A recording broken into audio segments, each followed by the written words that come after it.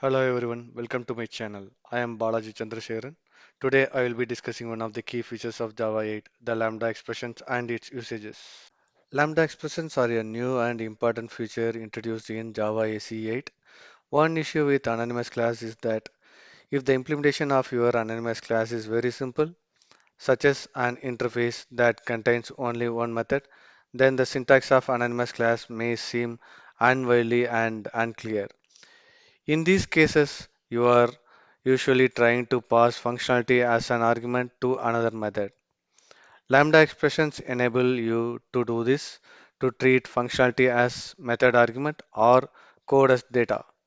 They provide a clear and concise way to represent one method interface using an expression. Lambda expressions also improve the collection libraries, making it easier to iterate through, filter, and extract data from a collection.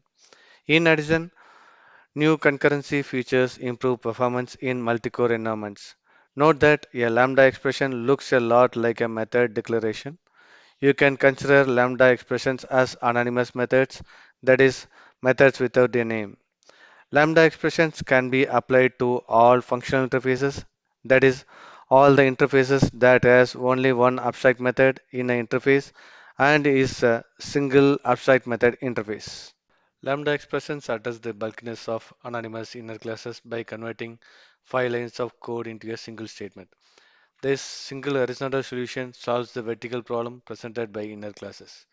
A lambda expression is composed of three parts. A comma separator list of formal parameters enclosed in parentheses. There are zero or more parameters allowed based on the single abstract method in your function interface. The arrow token and a body which consists of a single expression or a statement block. We will discuss a few lambda expression examples during this conversation. A Java method may or may not return any result. A void method is a method which does not return any result. Similarly, a lambda expression can be written with or without a return type to accommodate the Java method syntax. If you specify a single expression, then the Java runtime evaluates the expression and then returns its value. Alternatively, you can use a return statement. The first example is a single line expression with mtr0 arguments and returns an output as technology. The second example is also a single line expression with two arguments x and y and returns an output as addition of x and y. The third example is also a single line expression with two arguments but with data types mentioned for the arguments x and y, and so it returns the output as addition of x and y. It specifies the return statement also. A return statement is not an expression. In a lambda expression, you must enclose statements in braces. Also, the braces is used to do multiple line blocks. You do not have to enclose a void method invocation in braces. The fourth and fifth examples depicts the void method invocation in single expression and in braces respectively to output and input string yes in the console. Here is how you will write a runnable interface using lambdas.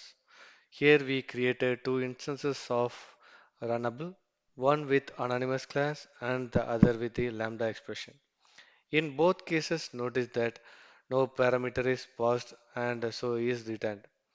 The runnable lambda expression, which uses the block format, converts 5 lines of code into one statement. In Java, the comparator interface is used for sorting collections. In the following example, an array list consisting of person objects is sorted based on name. Assume that there are some parameters that is available in person class like name, surname, age, gender, email, phone, and address. The given code applies a comparator by using an anonymous inner class and a couple of lambda expressions. You can notice that the first lambda expression declares the parameter type passed to the expression, However, as you can see from the second expression, this is optional. Lambda supports target typing, which infers the object type from the context in which it is used. Because we are assigning the result to a comparator defined with a generic, the compiler can infer that the two parameters are of the person. Like local and anonymous classes, Lambda expressions can capture variables. Here is a breakdown of how Lambda expressions handle variables capture and scoping in comparison to local and anonymous classes. Lambda expressions like local and anonymous classes can capture variables from their enclosing scope. This means they can use and reference variables from their surrounding environment. Lambda expressions have the same access to local variables as local and anonymous classes. They can capture and use variables declared in the enclosing scope. Unlike local and anonymous classes, Lambda expressions do not have issues related to variable shadowing.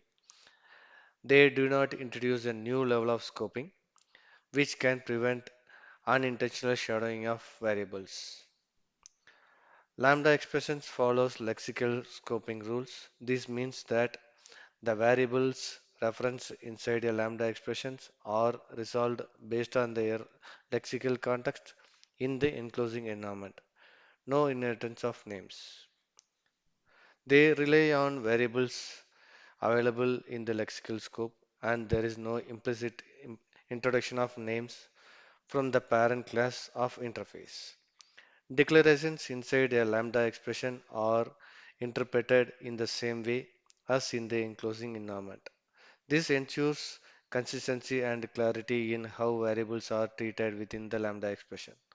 Lambda expressions provide a concise and expressive way to represent functional interfaces, and their handling of variable capture and scope aligns with the principles of readability and simplicity. The following example, lambda scope example, demonstrates this. When executing this program, it generates the output as highlighted in the screen. Suppose if you substitute the parameter value 1 in place of value 2 in the declaration of the lambda expression my consumer, then the compiler generates an error. The compiler generates the error as the lambda expression's parameter value 1 cannot redeclare another local variable defined in an enclosing scope because the lambda expression does not introduce a new level of scoping. Consequently, you can directly access fields, methods, and local variables of the enclosing scope. For example, the lambda expression directly accesses the parameter value 3 of the method in first level.